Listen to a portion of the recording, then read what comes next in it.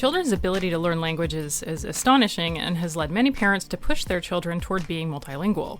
Whether it's because it's part of their heritage or just because they want to give their kids a head start on an increasingly global marketplace, many parents are dealing with the issues of teaching their kids multiple languages every day.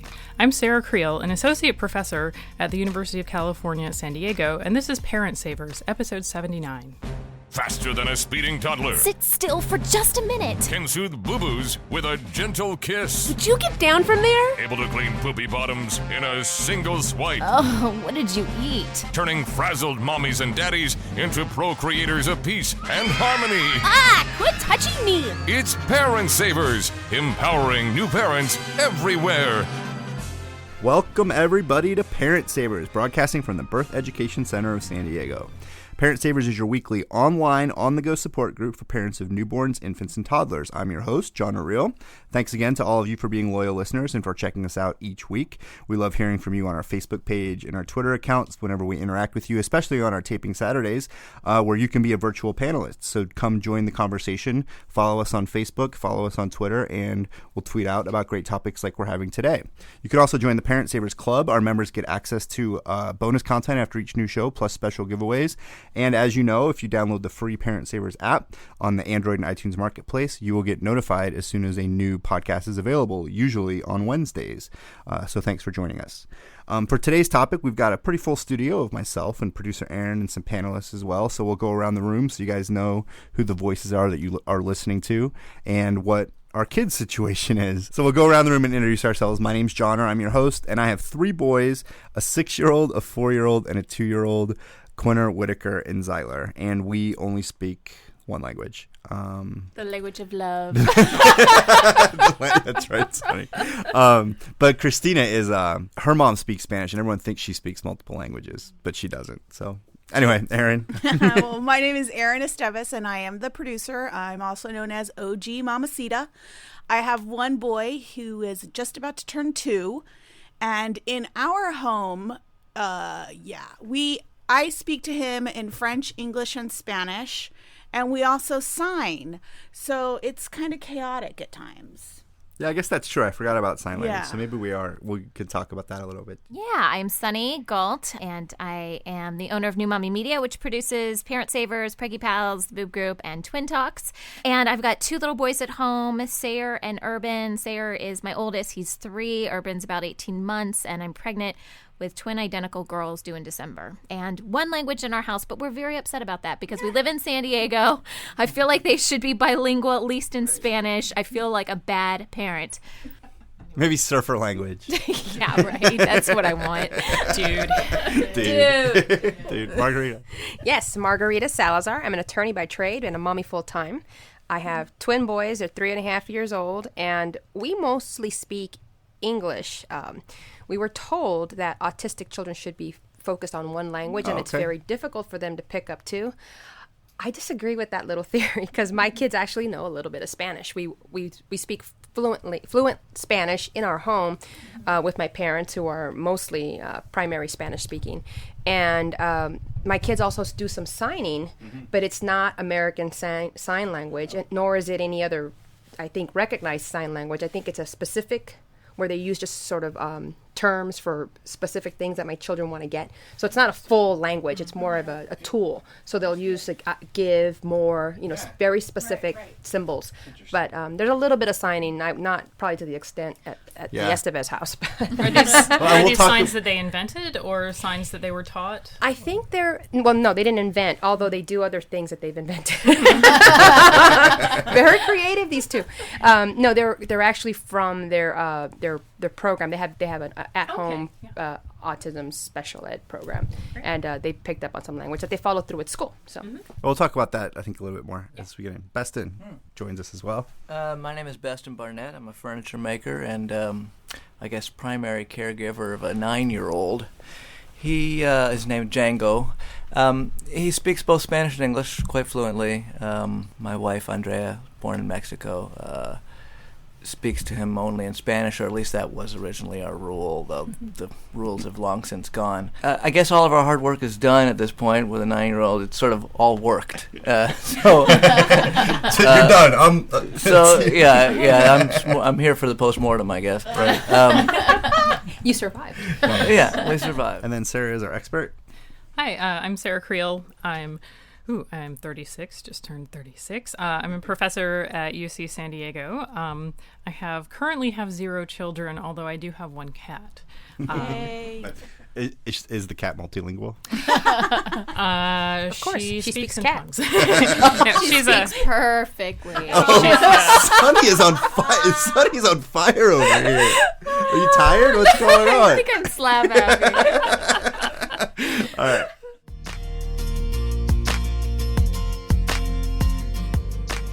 Before we jump into today's topic, though, we're actually going to do a news headline today. And from time to time here on Parent Savers, we talk about an article that we've seen in the news or that maybe our listeners have seen and posted to our Facebook page. And we kind of give you our thoughts about it. And usually they're sort of funny. Sometimes they're shocking. So today's headline, and I'll read it for everyone here in the studio, is that Simon Cowell, and if you guys don't know him, he is a television personality. He was on American Idol and now the X Factor, big in the UK and the US. And his girlfriend is pregnant, and he's announced that when his baby is born, he doesn't want to watch. He doesn't want any part of it. He says he'll be as close by as he can, but he's not interested in getting up close and personal with his girlfriend when she delivers the first child together. And here's what he said. I know it sounds awful, but it's a little like you don't want to go into the restaurant while they're making your dinner. You don't want to go back into the kitchen. I just think there's certain things that you shouldn't see, and this is one of them. I'll be very close by, but no, I have no interest in being there. So he's not going to be like in the delivery room, is what he's saying. He doesn't want to see the act of the birth happening. Right. Okay. So it's not that he's not going to be there for his child overall. It's that he's just the birthing process. Yeah, okay, he's not saying like, right. But he doesn't want to see how the sausage is made, as it were. He contributed to the sausage. No, exactly. I mean, I think that's. Wait. He provided this. That's what kind of sausage we're Sarah. But I think that's one of Sarah. those interesting things that I hear dads sometimes too that'll brag like, oh, I've only changed 1 diaper. I was reading about a sports athlete that said something like that, and it's just surprising that there are, I think that we've evolved a little bit in this day and age that there's now this kind of expectation that this viewpoint is shocking, whereas maybe when I was born or maybe when Erin was born. No, she's only a couple years old. Oh, geez. Dads weren't really. It would have been odd for a dad to be in the delivery room and be a part of it. And now he comes out with this, and it's a shock, and it's a shocking and surprising standpoint. Is it shocking? Are you really shocked? Yeah, I was just going to say, are you really shocked that Simon Cowell said that, though? I don't think I'm shocked because it's Simon, but Yeah. I think anything coming out of his mouth would be sort of, it's par for the course. I mean, Right. You've heard him as a judge. That's I mean, true. he said some pretty harsh things to some of the contestants. So I think I'm just so surrounded, and maybe it's through Parent Savers or maybe through the community that I'm in, that I'm surrounded by a lot of hands-on dads that couldn't imagine not being in the room to be there with their wife if they had the choice. I'm not But shocked at also all. keep in mind No. that Simon Cowell is British, and I'm not trying to generalize or sound pejorative in any way. When But let me say generalize this. and be pejorative. No. But it's just that it's he comes from a particular his generation, like you were talking about generational differences. Is he comes from a very kind of hands-off culture, Right. So actually I kind of commend him for coming forward and saying that, because it is controversial, because here, like you said, there are so many hands-on dads. Yeah. But again, I think it's culturally specific. I think it's American, and particularly I think it's kind of like the crunchy dads are more you might be right. hands-on. I mean, I'll be very honest, and if I get some emails, I totally understand. But I didn't want to see my own neither did I. delivery of my children. Down south. Well, no, it's not so much the down south part. I mean, I had a C-section, and I was cut open in a very vivid way to be sort of, I guess, vivid. Some of the parents who've gone through that experience, it's not pretty. It isn't pretty. And in fact, throughout the entire procedure, I was nauseous. And something I've shared with very few people, when the doctor came to hand me my child, one of the first baby that came out, I could not touch him. I couldn't look at him because I felt like I was going to vomit. So I said, no, please don't bring me my baby because I'm going to throw up. I mean, as the nurses, they were bringing me the baby and I was physically sick. So it was, I totally get Simon. So you Mr. Cow, I understand. Think it's a good idea. All right. No, if you know you're queasy, and he knows at least. Yeah. I had no idea. I mean, I was under the impression that I was going to be, give me my baby.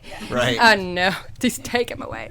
I was so concerned about throwing up on my child. See, that's a really good point because she's saying that he's coming from a stance of, like, he's going to get sick. He's afraid he's going to pass out or faint, so he's trying to save face in that way as opposed to, I am man. I shan't be bothered. I think you guys are giving Simon Cowell a lot of credit right now. I think he just didn't want to get his hands dirty and, He'd rather be smoking a cigar. He wears white T-shirts and he could get dirty, Nice. All right, thanks. And we'll put a link up to this one on our site and on the episode page.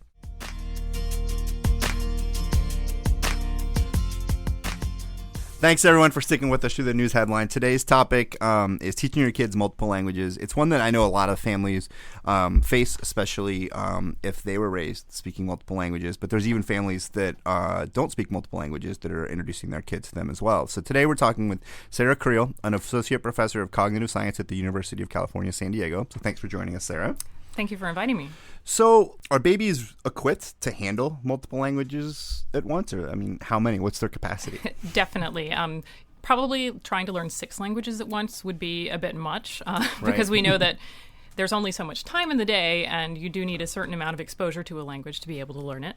However, if you look across the world, more than half of the world's population speaks at least 2 languages on a regular basis. And so thinking that bilingualism is some sort of unusual thing that's really not the case. Yeah. So definitely, and you might argue, in fact, that infants are better than anyone else at learning multiple languages. Right. I mean, in a sense, they speak none or they speak a lot of different languages as they come out because they're not wired to speak anything specifically. Right. And so they're making sense of the whole world, and it's all kind of either one and the same, depending how you look at it, or they're speaking a little bit of everything as they're communicating. Yeah, so there's evidence that very early in life, infants are able to distinguish any pair of speech sounds that you can find in any language across the world, and that gradually they narrow down to just distinguishing the speech sounds in their own language. And there are some exceptions to that, but by and large, it does seem like they're quite good at distinguishing speech sounds for any language, so they're pretty much equipped to learn any language or set of languages. I guess it's evolutionary, right? That they're going to need to be able to adapt like that. I mean, what is it about their brains? I mean, I guess it's survival, right? That they need to. Well, certainly it's survival, and we have a lot of questions about how language evolved in the first place, and it may be that the things that allow human beings to learn languages aren't specific to a particular language. So you need to have some flexibility. Even as adults, people don't think about this a lot, but as adults, we learn tons and tons of new words. I mean, iPhone, twerk. Sorry about that last one. Words I wish I hadn't learned. But so we do need to be flexible and to be able to incorporate new information into our language knowledge. And so for infants, they certainly wouldn't want to be too specialized to one particular language. Right. And Can I ask you a question, sure. Sarah? When you talk about languages, are you referring to the sounds, or does that also include, for instance, accents? So that's a really good question. Yeah. So different accents. So you can have multiple different kinds of accents in the same language, even within the same country. So I actually grew up in South Carolina, and and that's a very different accent than you find in California. And then you can have accents due to, so if someone is a native speaker of Spanish and they're speaking English, they're going to sound a little different than an American English speaker. If I speak Spanish, I'm definitely going to have a funny accent. Sure. So just like Simon Cowell's accent versus our accent versus an Australian's. Right. It's all English, but Well, kids recognize it, like she's saying, because my niece and nephew, their father is actually British. He said, mommy and daddy speak differently. Mommy says tomato and daddy says tomato. Perfect. That's funny. That was Irving Berlin, right? I gotta say that I think when I first realized our sort of experimentation on my son was working, and this is very early on, when I realized that he said no differently to me and to Andy, he said no to her, and I got a no. It was like clear he was already getting it. He only knew one word, but he already knew it in 2 languages, There's other reasons why it's not exciting to hear no from a 1-year-old, but in that regard, it was good. Yeah. Are there languages that it's easier for babies to learn and that are harder? Or are they, since they're so adaptable, is it all kind of the same? It really is all kind of the same. So any language is going to have harder parts and easier parts. But in terms of if you look across the world's languages at how infants acquire those languages, the basic patterns look pretty similar. So it doesn't seem like there's really a language that's harder versus easier. If you want to talk about reading acquisition, so once you get to the age where kids are trying to learn to map their speech sound representations onto text, that's a different kettle of fish. English has, let me just say, messed up orthography, inconsistent spelling sound correspondence rules, and so it turns out that English is a bit harder to learn to read in than other languages. So, interesting. So maybe we shouldn't be teaching our kids English. So I have a question in regard to phonics. The phonetics of different languages. So I had read that while in utero, the child that is exposed to his or her mother speaking multiple languages will have a wider spectrum of phonetic markers to cling to as they speak themselves. So is that... So I'm not familiar with this study that you're talking about in particular, but certainly we do know that in the last trimester that some sound information gets in. I generally tell my students that I haven't been there, but my understanding is that it's what's called a low-pass filter. The uterine environment is a low-pass filter so that kids can hear something that maybe sounds like Charlie Brown's teacher. So, yeah, so that kind of sound pattern. And so they do pick up on information about the rhythm of their language. And so I can imagine that if a kid's hearing languages of different rhythmic classes, that might aid them later on. Yeah, see, you're giving too much credence to what I was reading because I don't think it was a study. No, but it might be. So half the kids in the world, I think you said, are multilingual. At least half the people in the world, as far as individual children. I'm not sure what the stats are. I know a joke about this one. You want to hear it real quick? Yes. If you speak 3 languages, they call you trilingual, and you speak 2, they call you bilingual, but if you only speak 1, they call you American. You heard that one before? It's sad but true. Sad but true. Yep. Nice. But I guess, so my question would be, though, is there some sort of brain advantage or a way that maybe, those people who do speak multiple languages, those non-Americans, if you will, broadly speaking, are they advantaged somehow by being able to have, are they using more of their brain because they speak multiple languages? So there is this myth that people only use 15% of their brains. That would be a big problem. It turns out that people that are missing large proportions of their brain, that does make life more difficult for them. So it's quite a myth that people use only a small proportion of their brains. However, yes, there is some evidence that bilingualism gives you certain cognitive advantages. One really obvious advantage is you can talk to more people. Yeah, sure. But at a more cognitive level, it's thought to make you better at cognitive inhibition. So you're better at doing things like, where you have a series of stoplights and one of them turns green, so you go, and then it suddenly turns red again and you have to stop. Being able to stop yourself is a type of inhibition. So the reasoning is that the reason that we think that bilingual children, adults, even older adults are better is that because they have 2 languages, they're constantly having to inhibit or sort of hold back one language when they're talking in the other, and vice versa. So they're used to inhibiting things all the time. Yeah. So I want to ask you guys, do you feel like you're doing that stopping? Well, see, that's perfect because when I said at the intro that it was chaos, I fail at the inhibiting aspect because sometimes I open my mouth and I honestly do not know what language is going to come out, particularly if it's something that's requires a sudden response. Probably some amount of language mixing goes on in any household. There's a little bit of evidence that at least very early in language acquisition, language mixing is associated, and this is one paper. that language mixing is associated with slightly slower vocabulary acquisition, but it's not clear that continues throughout life. And certainly there are numerous cases where it's to the child's advantage to hear both languages. So okay, that's number one. That's a relief and and a kind of an explanation, because I have noticed that he does kind of seem slow on the uptick as far as like picking up vocabulary. But I keep telling myself, if he's not speaking by 14, then I'll be concerned. Right. Can I say my experience is a little interesting. It's closer to what maybe your son is experiencing. My parents came to the United States speaking only Spanish, and I was raised obviously with my parents, but I went to American schools, and I also watched Saturday morning cartoons, so which were in English. So I learned, I think, English from my environment, but I also had Spanish from my home.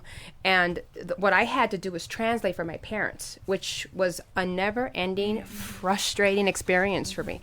As a child, I'm 6, 5, whatever it is, and I go to the grocery store, to the restaurant, to just a business office, to the post office, back to my school. And, my mother would say, tell them or ask them X, and then I'd have to sort of repeat. So I think I learned the distinction between one language and another language very, very early, not by any effort, just by the Well, I know that in my household, when I was growing up, my father was always adamant. You finish that sentence in the language you started it in. That's a good rule. Period. We had 2 sets of dictionaries, one in English and one in Spanish. Don't throw a word in from the other language. Go look it up. So, but now as he's much older, he's mixing in his languages, and I always tease him about it now, but I still can't stop myself from mixing languages with a 2-year-old. Besson, what's your experience? Like, what was you talked about your experiment. The experiment. Well, I think we, because of the position we found ourselves in, 2 parents, 2 languages, we kind of stuck with a conventional approach. There were periods in which, certainly his English is better than his Spanish, though not markedly so. But there were periods in which he definitely favored English over Spanish. And one thing I found is that he had a preternatural sense for if someone understood English. Even if he'd never heard them speak a word of English, he could kind of tell, and he'd know he could get away with English. Right. That's kind of gone. That might have been just a sort of a shyness period more than anything to do with languages, because now he's completely comfortable walking up to you and switching languges. Your son's name is Django, right? Yes. Was he also educated in? I'm assuming he went to American schools. No, he goes to a public school, but it's entirely bilingual. It's half day English, half day Spanish. Oh, wow. Interesting. I could talk about that at length, but not everybody in the country has the opportunity to go to a place like that. My sense is that learning to understand languages, they're going to get them. If you speak them around them, someone is speaking them around them, there's any reason for them to be paying attention to that person at all, they're going to learn them. But learning to produce the languages is really a separate challenge that can be pretty tricky. And the only way you can guarantee that a kid will learn to produce the language is if there's some utility in it for them. Like there's some reason for them to do it. That's that true. They really can't get around it. They got to speak in this language or that language. Right. All right, let's take a quick break on the conversation, and then we'll do the second half of the show right after this.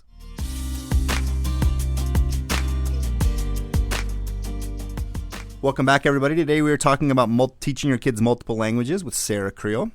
So Beston was talking before the break about, kind of the difference between processing language and producing it. How is it, what have you found, like, with kids' brains and how they're able to do that? Oh, wow. So a lot of the research that I'm mentioning here is, I can't take credit for it. It's, a long tradition of people for decades who have been researching this area.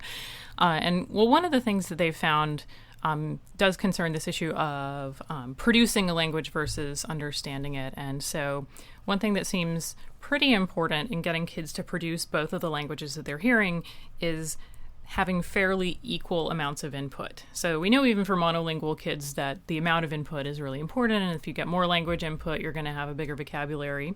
And so for kids being raised bilingual, probably the same, you want to give them lots of input in both languages. And if one language gets way less of the attention or input, sometimes kids will understand that language, but not necessarily be willing to talk to you in that language, even though they understand it. So you might speak to them in Spanish and they might reply in English, even though. So they understood what you said, but they refused to reply back in the language you spoke to them in. And then do you maybe reach a point where it's going to be, even as they get older, harder and harder for them to produce it? That may be the case. If you can get them into a situation where they're just getting lots of exposure, that's probably the best way to combat that. But, it's something that just interacts with, you're trying to bring up your kids and, keep them off drugs and every other, off the pole. Off the stripper pole. And, all the making other videos things that about can it. go wrong. And so I think with a lot of parents that just, there are priorities. You pick your battles. But if that's something that you have some control over, then, it can't hurt.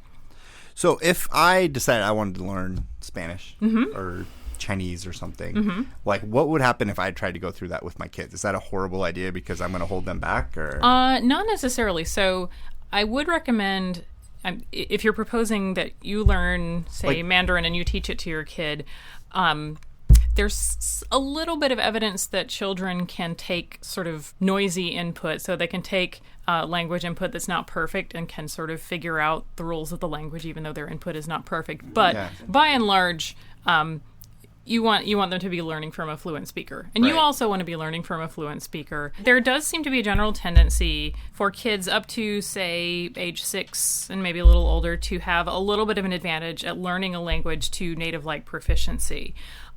We don't know how much that has to do with brain factors. So their brains are more plastic, so they're more moldable. They can still, as adults, we're more set in our ways, both in terms of daily habits and in terms of our brains. But there's also the fact that, if I move to France, I'm probably going to have other English speakers around me who I can speak to, whereas if I had a 5-year-old kid, they would just get stuck in school and would be completely immersed. So some of those factors may affect child-adult differences. But there does seem to be a general trend sort of leading up to puberty for kids' abilities to natively acquire language to decrease. So it's 0 to 13, maybe 0 to 14. Yeah, without sticking a pin in it. Without sticking a pin in it. And then there's also a lot of variability in adults, and that probably has to do with social identification and effort and amount of exposure, and we really don't know yet. All right, well, we've filled up this episode again. Thanks, everyone, for listening, and thanks for joining us in studio, Margarita and Beston. This has been Parent Savers. For more information about teaching your kids multiple languages, we're going to put links up on our website on the episode page.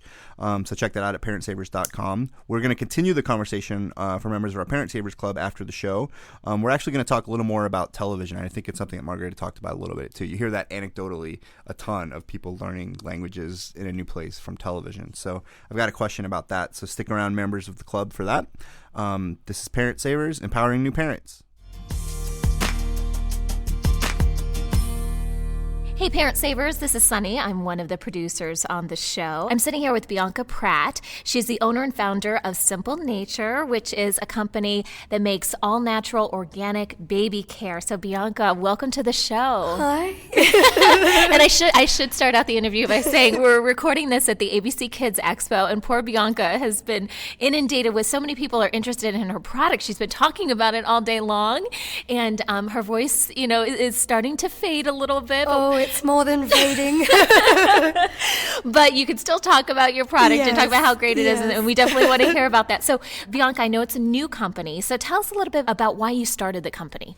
Okay, well, I've always been in the beauty industry. It's been my passion. Okay. I oddly had a strange obsession with skincare from a very young age, and, my family always said, oh, you're going to do something in the skincare industry, and, they were absolutely correct. I'm a medical esthetician. Okay. I'm a licensed cosmetologist. I'm actually also a laser technician and laser safety officer. So, I've done a lot of training. I've worked on many people, trying to help them with their skin ailments and, really aid them and help them to feel better about themselves and educate, so it's really been my passion. It really wasn't until, I'd say a few years ago, when I started realizing that some of the well-known products that I was using were actually really irritating my skin. And I have sensitive skin myself. when I was pregnant. Now, that was the scary thing because you're told so many things.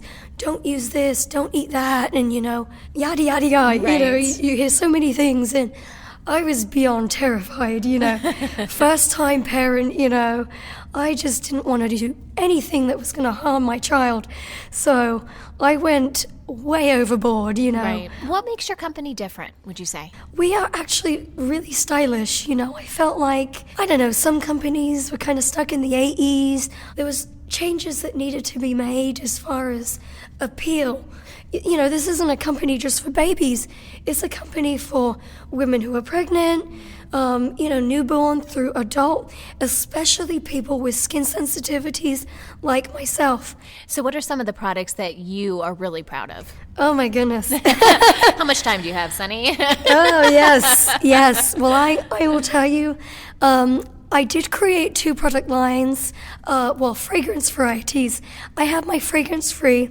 This is for the truly, truly sensitive skin types where you just cannot handle any kind of essential oils or, certain types of natural extracts. So we have our formulas in fragrance-free minus the essential oils. And then, of course, we have our extremely popular orange smoothie. And I can't tell you enough how popular this stuff is. It's a very proprietary blend. There are other companies that have, orange and tangerine kind of stuff, but ours is very unique, and I think you really have to try it to see for yourself. Definitely the orange smoothie. If you like mild fragrances that are uplifting, that smell really fresh and yummy, and make your bath time experience, especially for you and your child, you're just gonna love it. You're gonna fall in love. And let me add, our lotions, they absorb very quickly. You don't have to spend forever, massaging and trying to get the product to sink in. Right. And it lasts for hours. It literally lasts all day. Well, we do encourage all of our listeners to go to simplenature.co because they are offering a special discount. If you enter promo code ABC20, you'll get 20% off of your order, and that's for a limited time only. So be sure to head on over there and check it out as soon as you can. So Bianca, it was so nice having you on our show, and I appreciate you coming out, even though I know you're losing your voice. You're such a trooper. Thank you. Thank you so much. I really appreciate that. That wraps up our show for today. We appreciate you guys listening to Parent Savers. Don't forget to check out our sister show, Preggy Pals, for expecting parents, and our show, The Boob Group, for moms who breastfeed their babies, as well as our new show, Twin Talks, for parents of twins. There's a ton of stuff I know that Margarita would be interested in. I think about everything we do applies to you as well. I know. Next week, we'll be talking about libraries and what a great resource they are for new families and new parents. This is Parent Savers, empowering new parents. This has been a New Mommy Media production. The information and material contained in this episode are presented for educational purposes only. Statements and opinions expressed in this episode are not necessarily those of New Mommy Media and should not be considered facts. While such information and materials are believed to be accurate, it is not intended to replace or substitute for professional medical advice or care, and should not be used for diagnosing or treating healthcare problem or disease or prescribing any medication. If you have questions or concerns regarding your physical or mental health or the health of your baby, please seek assistance from a qualified healthcare provider. Hey mamas, don't forget to check out Mighty Moms. It's our online community built for new moms just like you. Not only can you connect with other moms, but you can also join us backstage for special mom-only online events. And you'll also be notified when we're recording so you can join us as a special guest. Visit our website, newmommymedia.com, and click on the Mighty Moms banner. It's free. That's newmommymedia.com. See you there.